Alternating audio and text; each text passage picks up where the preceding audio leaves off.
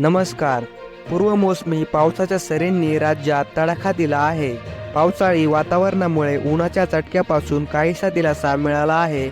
आज राज्यात वादळी वाऱ्यासह पूर्वमोसमी पावसाच्या सरी कोसळण्याचा इशारा देण्यात आला आहे.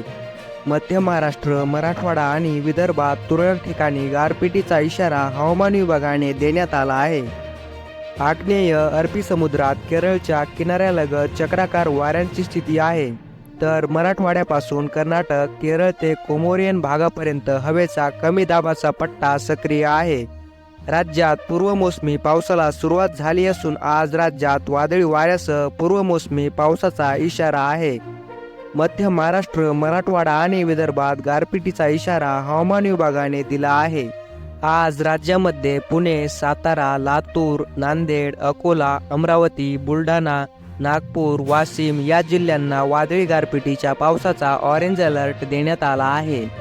तर वादळी पावसाचा येलो अलर्ट ठाणे, रायगड, रत्नागिरी, सिंधुदुर्ग, नंदुरबार, धुळे, जळगाव, नाशिक, नगर, सांगली, कोल्हापूर, सोलापूर, छत्रपती संभाजीनगर, जालना, परभणी, बीड, हिंगोली, धाराशिव, यवतमाळ, वर्धा, चंद्रपूर, भंडारा, गोंदिया, गडचिरोली या जिल्ह्यांना देण्यात आला आहे.